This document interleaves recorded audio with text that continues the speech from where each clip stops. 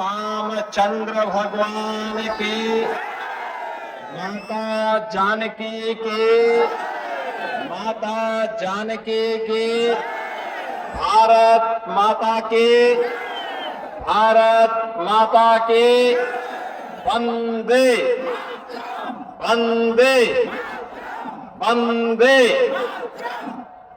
मंच पर उपस्थित पश्चिमी चंपारण के माननीय सांसद, भारतीय जनता पार्टी के बिहार के पूर्व अध्यक्ष डॉक्टर संजय जायसवाल जी, केंद्रीय मंत्री श्री कमलेश पासवान जी, उत्तर प्रदेश सरकार में मंत्रिमंडल के मेरे सहयोगी श्री दयाशंकर मिश्रा जी और लोकप्रिय नेता एनडीए के प्रत्याशी पूर्व डिप्टी सीएम श्रीमती रेणु देवी जी और भारी संख्या में बेतिया विधानसभा क्षेत्र से जुड़े हुए सभी मेरे उपस्थित बहनों और भाइयों, जिस धरा ने मोहनचंद करमचंद गांधी को महात्मा गांधी के रूप में जग विख्यात किया हो, जिस धरा ने ब्रिटिश हुकूमत की चूल्हा को चंपारण सत्याग्रह के माध्यम से हिलाने का कार्य किया हो, जिस धरा ने कांग्रेस के द्वारा जब लोकतंत्र का गला घोटा जा रहा था, उस समय की निरंकुश तानाशाही कांग्रेस की सरकार के खिलाफ हुंकार भरी हो, जिस धरा ने सामाजिक न्याय का एक न्याय इतिहास रचा हो, जिस तरह में माता जानकी ने जन्म लेकर के साक्षात लक्ष्मी का अवतार बनकर के लोक कल्याण का मार्ग प्रशस्त किया हो, ऐसी पावन धरा को कोटि कोटि नमन करते हुए मैं आप सबका हृदय से अभिनंदन करता हूं। बहनों और भाइयों, बिहार का अपना गौरवशाली इतिहास है। महात्मा बुद्ध को जब ज्ञान प्राप्त करना था, बिहार की धरती से ही ज्ञान प्राप्त हुआ। 24वें तीर्थंकर भगवान महावीर इसी बिहार की धरती में जन्मे थे। देश के पहले राष्ट्रपति डॉक्टर राजेंद्र प्रसाद बिहार की देन है। लोकनायक जयप्रकाश नारायण और जननायक कर्पूरी ठाकुर भी बिहार की देन है। बहनों और भाइयों, बिहार, जिस बिहार ने मैथिली और भोजपुरी की इस संस्कृति को छठ के माध्यम से वैश्विक पहचान दी, ऐसी शारदा सिन्हा इसी बिहार की पच है। ये बिहार शास्त्रीय संगीत की ध्रुपद शैली का जन्म इसी बेतिया राजघराने में हुआ था। और उसी बिहार, जिस बिहार ने भारत को गौरव प्रदान किया। भारत का स्वर्ण युग कौन था? जब पटना राजधानी थी। आचार्य चाणक्य और चंद्रगुप्त मौर्य की जोड़ी थी। भारत अब समृद्ध हुआ करता था। दुनिया का सबसे समृद्ध देश भारत हुआ करता था।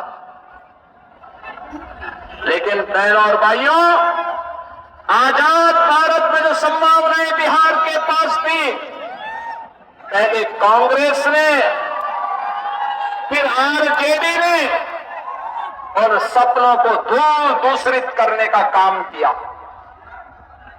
बिहार के नौजवानों के सामने आरजेडी और कांग्रेस ने पहचान का संकट खड़ा किया।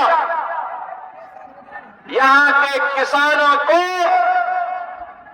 अंग्रेजों की विरासत के अनुसार कांग्रेस ने भूखमरी की ओर धकेला, आरजेडी ने उनका शोषण किया। बिहार के अंदर जो एक समृद्ध बिहार बनने का सपना था, और समृद्ध बिहार को इन लोगों ने जंगल राज में बदल करके बिहार के नौजवानों के सामने, बिहार के नागरिकों के सामने पहचान का संकट खड़ा किया। लेकिन 20 वर्ष पहले बिहार के नौजवानों ने अंगड़ाई ली। बिहार का नौजवान जब अंगड़ाई लेता है तो कुछ नया करता है। नीतीश बाबू के नेतृत्व में एनडीए की सरकार बनती है, और एनडीए की सरकार बनने के साथ ही बिहार के अंदर सुशासन की एक आधारशिला खड़ी की गई। आधारशिला।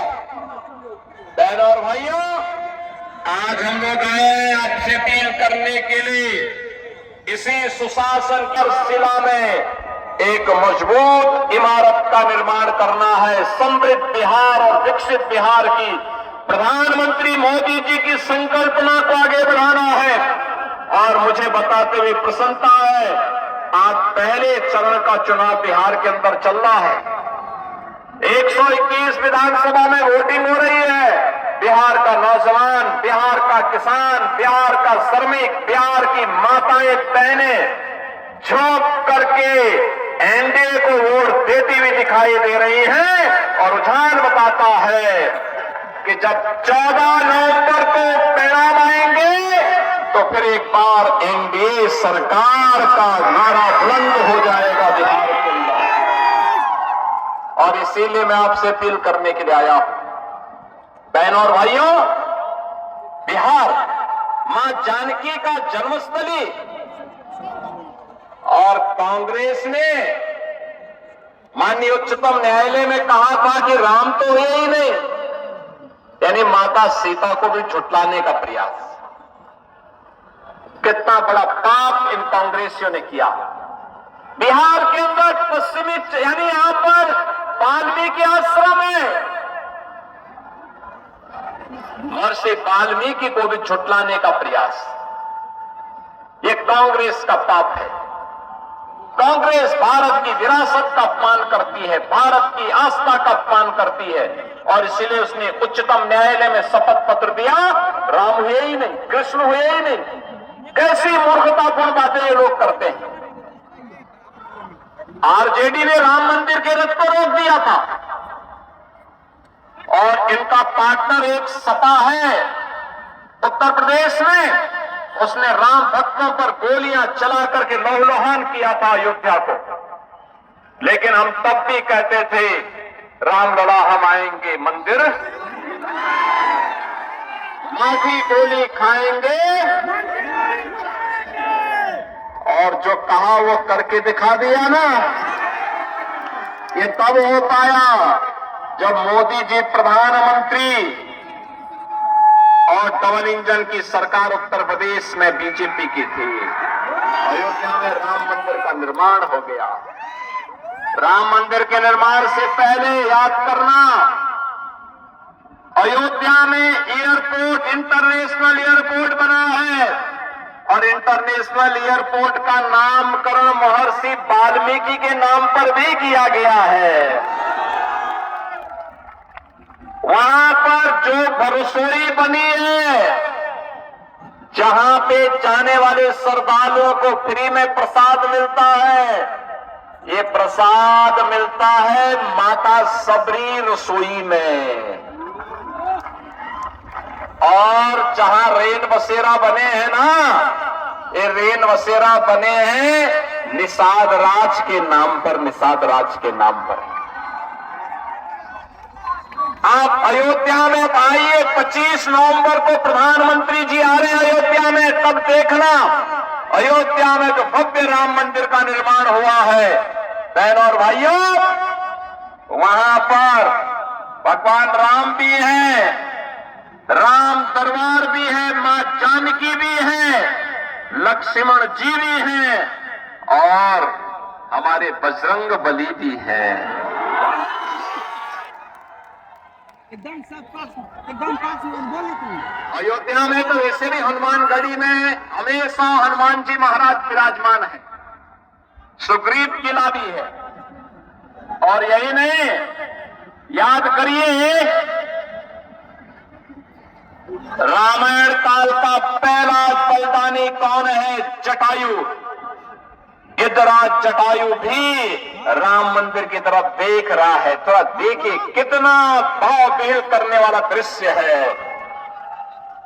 और सेतु निर्माण के लिए जिस गिलहरी ने योगदान दिया, वह गिलहरी का भी एक मूर्ति लगाई गई है।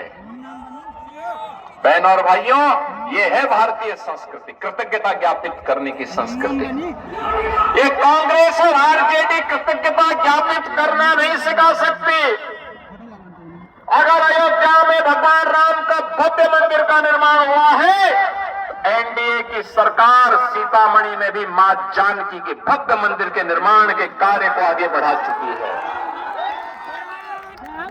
आगे बढ़ा चुकी है। एनडीए का रथ रुकने वाला नहीं है।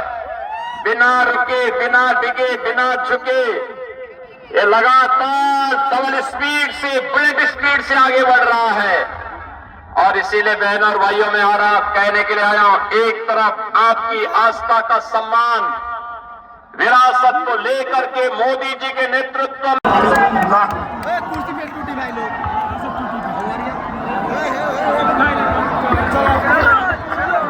इसी के साथ आज की सभा की कार्रवाई समाप्त की जाती है। बहुत बहुत धन्यवाद।